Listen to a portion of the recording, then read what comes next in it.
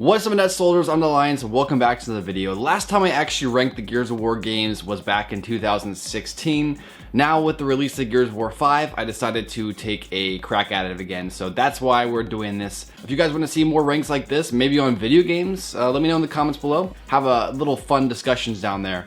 Hopefully everyone keeps it civil, but it's YouTube. And as we know, there are no civil conversations on YouTube comments. But with that said, let's jump into the video. Gears of War is a franchise I have loved ever since picking the first game up back in 2006. It was my very first Xbox 360 title, and since its release, we've seen the franchise ascend into such great heights. So today, with the release of the most recent Gears of War game, Gears 5, I'm going to be ranking all 6 games from worst to best. I'll be mostly focusing on each game's overall impact on me, using elements from the story, multiplayer, and gameplay. I'll also be combining Gears 1 and the Ultimate Edition together, for they are essentially the same game, just a little prettier. And if you haven't guessed, this video will contain spoilers, including for Gears of War 5. So if you haven't beaten the game yet, add this video to your watch later list, then beat the game, come back and watch this video, and then you can see how it ranks with the overall franchise. Now, before we begin, one of the great things about this franchise is that there is no bad Gears of War game, for they're all good in their own way. However, some are worse than others, and some are better than others. So let me know how you would rank these games in the comments below.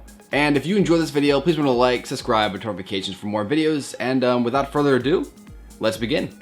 At number 6, Gears of War Judgement. I think it's pretty obvious why Judgement is the lowest on this list. I feel that ultimately it is just the weakest in terms of story. Baird, while an excellent and beloved character, just isn't lead man material, especially compared to the previous protagonist, Marcus. Not to mention in this game, the characters are all pretty bland. I mean, come on, you know you messed up when Coltrane is just as forgettable as the Russian guy. However, that's not the only issue. The story itself feels kinda just tacked on. Like the Gears of War games have always been story first, multiplayer second. However, this game kind of feels like it was made in the opposite way. Like it was made particularly for the multiplayer fanbase. The developers wanted to make a multiplayer Gears game, but they had to add a campaign because every other Gears game had that. But the multiplayer itself isn't even that good. And it's for these reasons the game ultimately feels unneeded and unnecessary, lessening its value among the fanbase and placing it here on this list. At number 5, Gears of War 4.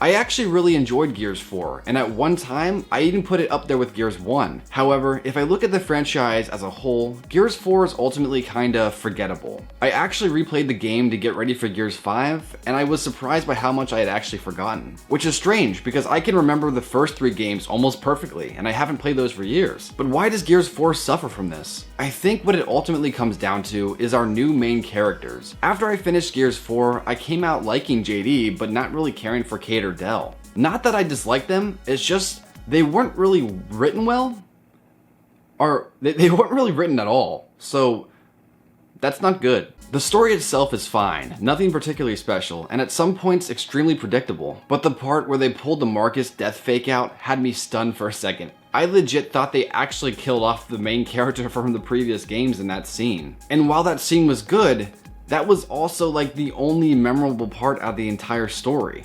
Oh, except for that awful rock, paper, scissors joke that JD and Dell make. That was bad. For the multiplayer, I had a lot of fun with it. I also really enjoyed the new horde mode too, so no real complaints on that end. Then again, no one just buys Gears of War for the multiplayer. They buy it for the campaign. And while, like I said, the campaign is pretty much forgettable, it's still really enjoyable and fun. Not as good as the other games, but it's still a great addition to the franchise, and that's why it is number 5 on this list. At number 4, we have Gears of War. The original Gears of War was a masterpiece. The first time I played this game, I felt as though my eyes were gonna melt out of my head because at the time, we didn't have graphics like this. Nowadays, the graphics are kinda, rough, but the Ultimate Edition kinda fixed that, so I guess we're okay. This game was groundbreaking in a lot of ways. Not only were the graphics amazing, but the gameplay was so finely tuned. Heck, this game was also the first game I can remember to actually write a narrative on par with something out of Hollywood. Now, while the game is great, it has since grown to show its age, not just in the graphics, but its gameplay. Even in the Ultimate Edition, the game's controls just feel wonky, and compared to the sequels, it just doesn't hold up. So that somewhat hinders its overall presentation. However, even with that complaint, It's a great game, and without it, we wouldn't have the entire Gears franchise we have now. So thank you very much, Gears of War 1. We love you. At number 3, we have Gears 5. I was pleasantly surprised by Gears 5. It did a great job of correcting most of the mistakes of Gears 4's campaign. However, the multiplayer and Horde are a different story, but we'll get to that. I think the story did a good job of making Kate and Del actual characters. In the previous games, they legit didn't do anything, and they just were kind of there. But in this game, they are our main characters. At the end of the game, we are forced to save either JD or Del. Just a little tangent here. If you want to know who I chose and why I think this is a pretty big deal, I actually did a video on this. Go check it out. I'll leave a link to that in the description below. So it's definitely interesting if you want a little more information on alternate endings and how this is going to affect the overall Gears franchise as a whole. Go check out that video. You might really like it. So with that said, let's get back to the video. This ability for us to choose the ending had never been seen before in a Gears of War game. Gears 5 also introduces 2 open world maps to explore. Or you don't have to explore. They recommend you do because you can find some cool items to upgrade Jack and just other type of lore stuff, but you don't actually have to do it. So it's cool that you have that option. If you want to go the main story, you can, or if you want to kind of get more exposition on the world and more context about the stuff going on around you, you can do that too. So I think that's pretty cool. Overall, the campaign was really fun for me, but the multiplayer feels like a step back from Gears 4. I don't find myself wanting to play the Horde mode because the new setup is just kind of weird. The new setup, it's weird. It's garbage to me. You know, I don't like the idea that I have to now grind to be able to play harder difficulties.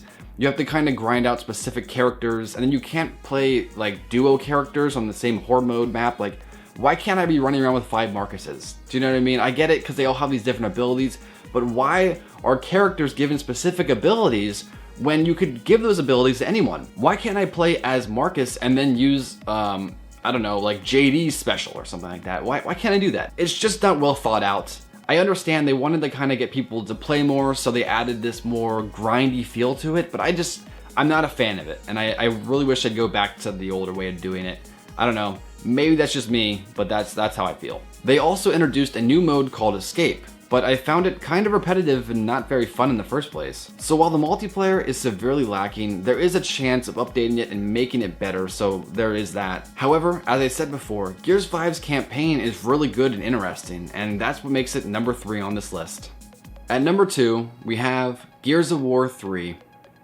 Gears 3 was an epic game, and an epic cap to the original Gears of War trilogy. The story was great, the characters are all lovable and written well. You can honestly feel all the love and hard work the developers put into this game to make it the best they could. On the whole, I actually think Gears 3 is a better overall game than Gears 2. However, Gears 2 just has a special spot in my heart, so while Gears 3 is the better game, Gears 2 is the best game in the series to me. One of the best parts about this game is its 4-player co-op in the campaign. That's right, you can actually get 4 friends together and go through the entire campaign. I have so many fond memories of just getting the whole squad together and playing through the entire campaign on Insane. It took forever because we were still in high school, so we had to kind of work around everyone's schedule and, you know, after school sports and stuff like that, but it took maybe a couple weeks, maybe even a month or 2, but we finally beat it, and it was so satisfying. I was so happy with it. This game was just so good. I can't remember any real cons with it. The multiplayer and Horde was at its prime. The unlockables and collectibles were actually good without being like a little too much like the later games get. Overall, Gears 3 was a fantastic game, and that's why it's here on this list.